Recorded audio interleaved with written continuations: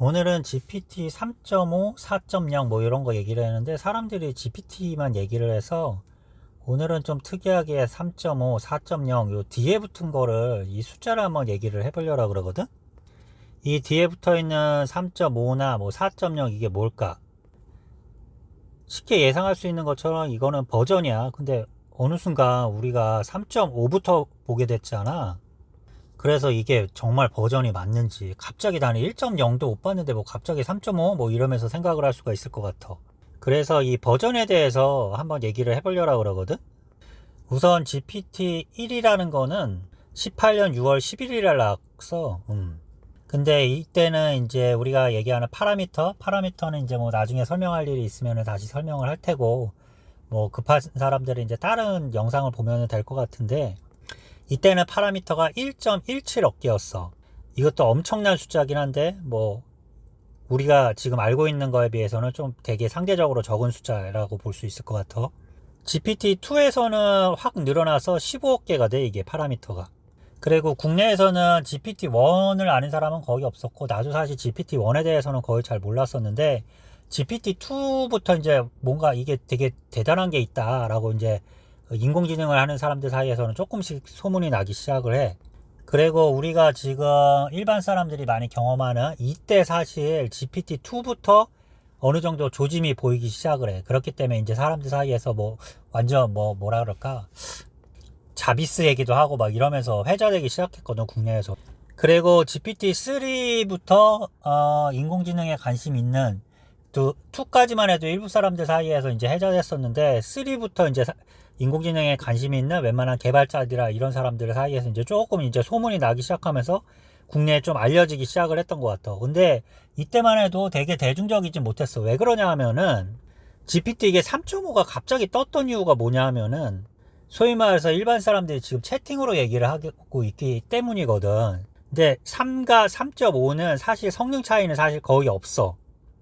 왜냐하면은 파라미터 수가 사실 동일하거든. 파라미터 수가 뭐 정확하게 말하긴 좀 힘들지만은 일반적으로 성능의 수와 거의 비슷하다라고 보는데 3과 3.5는 거의 차이가 없기 때문에 차이가 거의 없는 게 아니라 동일하기 때문에 사실 동일하라고 봐도 거의 내 속에 약간 좀 달라지긴 했거든, 알고리즘 자체가. 그리고 사용하는 기술도 살짝 달라졌어. 근데 사실 크게 대동소이했던 거지.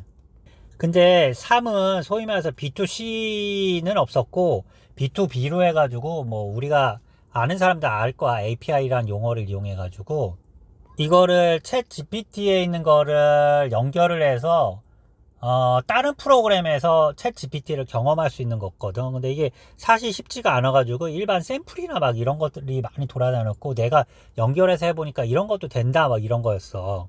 그래서 나도 사실 이때 3 때는 관련 동영상은 되게 많이 찾아보고 막 이랬지만은 사실 내가 직접 경험하기는 쉽지 않았거든. 근데 3.5에서 했던 거랑 사실 거의 비슷하게 3에서도 했어.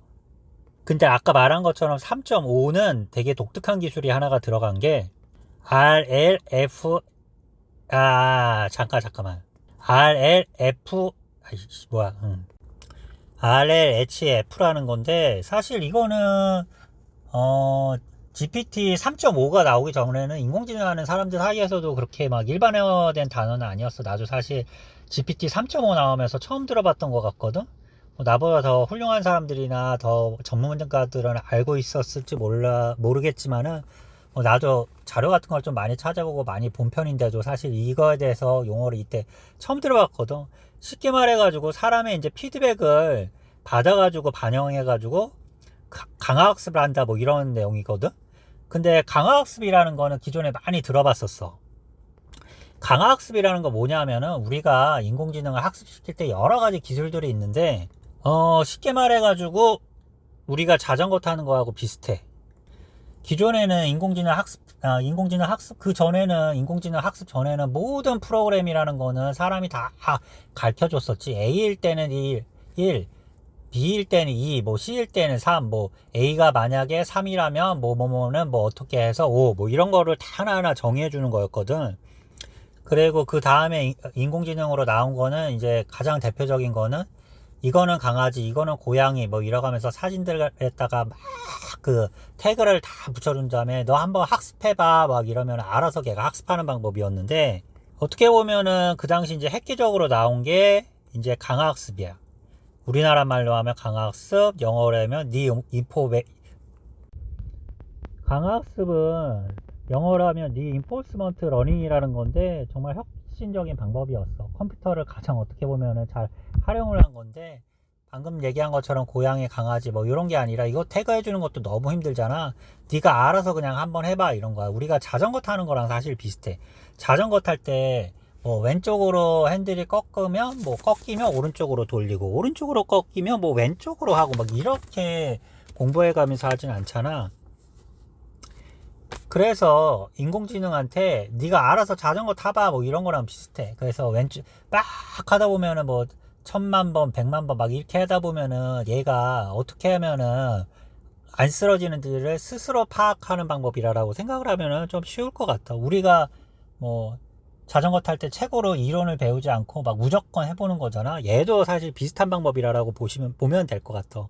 그래서 점점 똑똑해지는 건데, 여기 있는 것처럼 RLHF라는 거는 사람의 피드백을 받아가지고 점점 똑똑해지는 거라고 생각을 하면 될 것 같아. 쉽게 말해가지고 우리가 지금 GPT 3.5에서 보면은 막 질문을 했는데 얘가 그 이상한 소리 하면은 우리가 너 잘못됐어, 내가 생각하는 거는 그게 아니고 뭐 이러면서 얘기를 하잖아.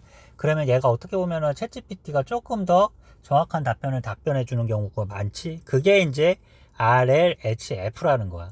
그리고 이게 어떻게 보면은 알고리즘의 승리고, 뭐라 그럴까, 답변을 더 잘하게 된 것도 맞는데, 이런 채팅 기능을 붙이게 됨으로써 일반인들도 인공지능을 경험할 수 있게 되면서 갑자기 확 뜬 거지.